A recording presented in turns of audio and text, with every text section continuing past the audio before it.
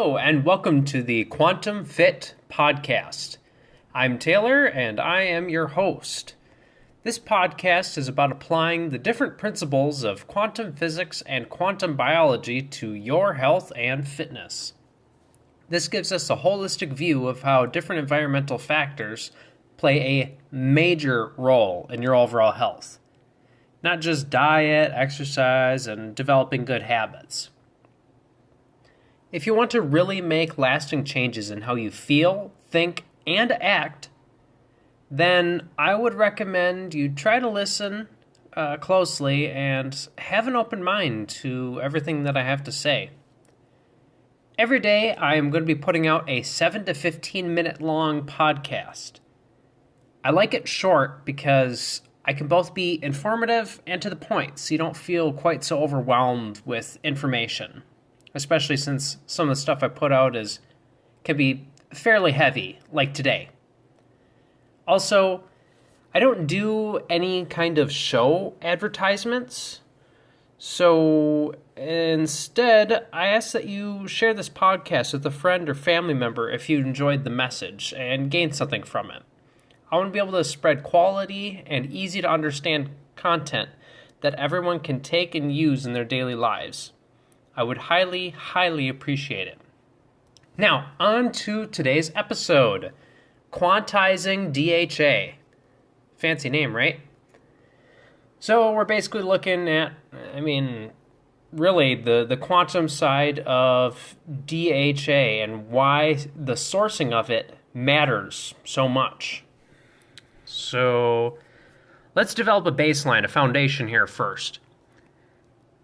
Contrary to what is commonly accepted, I guess, humans are not able to convert ALA from plants to EPA and then on to DHA. So to break things down a little bit, ALA is the common omega-3 that is in pretty much all plants.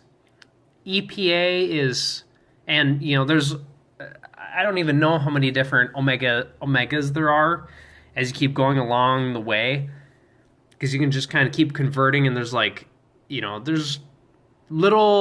there's intermediate conversions you can do, like halfway between ALA and EPA, but they're not very common, or there's just not a lot of effects of it just because they're rare. So anyway, just focusing on ALA, EPA, and DHA.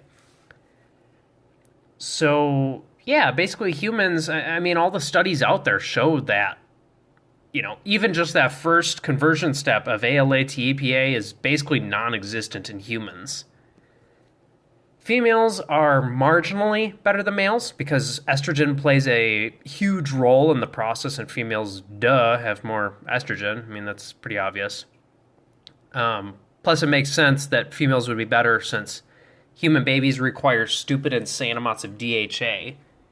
So for the females to, be sure to be able to produce extra DHA makes a lot of sense. But again, the studies are clear. It's foolish to think you can get DHA or EPA from plants.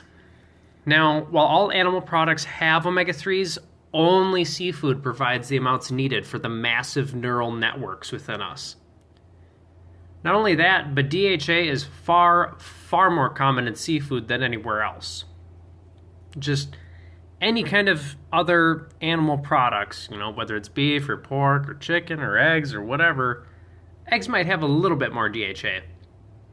But in general, you're just not going to find a lot of DHA there. You might find some EPA, which you can kind of convert again, and you'll get some DHA, but not nearly enough for what is optimal for humans.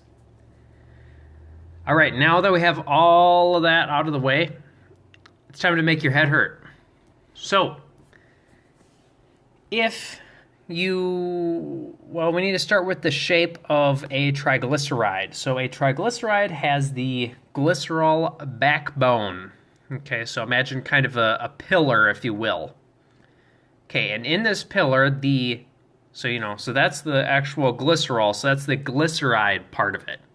Okay, the tri part of triglyceride, that's just indicating that there are 3 slots in this pillar where a fatty acid can attach. Okay, so if you can imagine, again, a tall pillar, and there's basically 3 ultra long tails that can shoot off to the side of the pillar. So you'll have a top tail, a middle tail, and a bottom tail.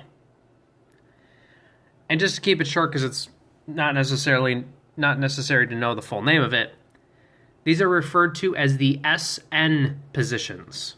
Okay, so the bottom one, I believe the bottom one would be like SN1. I suppose it depends on how you're oriented, how you're looking at it. But for our sake, let's just say the bottom one is an SN1.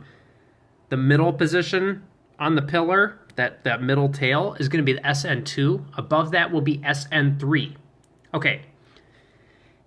Now that we have that established, DHA, the fatty acid tail, must be in the SN2 position on the triglyceride in order to make the triglyceride paramagnetic. Got that? DHA must be in the middle position of a triglyceride in order for the triglyceride to become paramagnetic. And what that makes it, and basically that just means that the triglyceride, the full molecule with all 3 tails, will become magnetic now. It'll be drawn by magnetism. Okay, so being sensitive to magnetism makes the fat molecule drawn to tissues that have magnetic fields. And of course, the stronger the field is, the more fat molecules will be drawn there, which also means that DHA will end up being centralized there. There'll be large deposits of it there because more of it will be drawn there. All right, now, as I've talked about on previous episodes, strong magnetic fields are created when there's a ton of electrons moving around. Okay, the only thing that really does this in the body is mitochondria, and they do it constantly. I mean, mitochondria, that's specifically where our different magnetic fields come from. Now, can you guess what cells have an absolute abundance of mitochondria to create powerful magnetic fields? Neurons. Can you guess what cells have a phospholipid bilayer? That would be the outside layer of a cell that is made up of 50% or more with DHA. Yep, you guessed it, neurons. By the way, keep this in mind here. You may come back to it later because I'm going to talk specifically about this in a future episode, why neurons have so much DHA. I guess specifically the function of DHA. Anyway, continuing on. So this whole SN2 thing, where you need the triglyceride needs to be paramagnetic so it can actually get drawn to where it needs to through magnetism, is the reason that most fish oil is bunk and why supplementing with algal oil or, oil from algae is a fool's errand. However, I still don't think any fish oil or special algal oil that is optimal, even if it had the correct positioning, because there's some fish oil like Nordic Naturals, and apparently there's some algae oil apparently that has SN2 positioning. But it's still not going to be optimal because when it comes down to it, nature programs biochemicals using light through, in other words, photons. And through this system, nature creates everything in very, very specific proportions to the environment. So, in other words, you should be eating fish or crustaceans for your DHA. So you get selenium, copper, some uncommon amino acids that happen to be very good for trapping light and utilizing light, zinc, and everything else that's in the fish. All of these different elements, all these different nutrients, minerals, whatever, they assist in being able to absorb and utilize DHA. So you can't just isolate them out from fish oil and expect to get the same results. So for evidence of this, compare studies of fish oil to actually eating fish.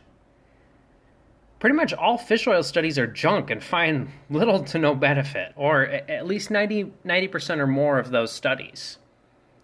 Whereas studies looking at true fish consumption find 99% of the time There's massive benefits to be had.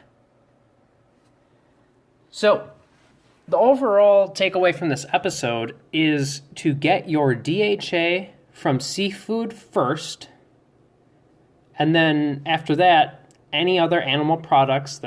Realistically, that's the only way you're going to be able to get any kind of DHA, because you're not going to be able to convert it from plant-based omega-3s, or if you can, you just won't get enough of it, unless maybe you're a female, but even then, I highly, highly doubt it. And so, as a last resort, you can get DHA from fish oil, but the studies show that it is inferior to actually eating fish. And it's also important to keep in mind the SN2 position. Now, I hope you guys enjoyed today's podcast. Fish oil is a really common question I get asked about, and I'm sure there's a lot of other health-oriented people that get asked about it too. So, share this with anyone who does ask you about fish or algal oil if you're someone who's considered sort of an expert in health or you want to be. Yeah, share this episode with them so they can, learn about the difference between fish or algal oil versus actually eating fish.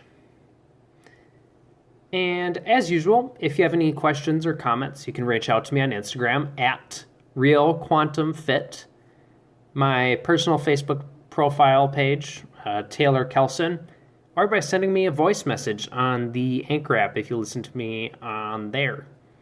Anyways, I'll talk to you guys tomorrow.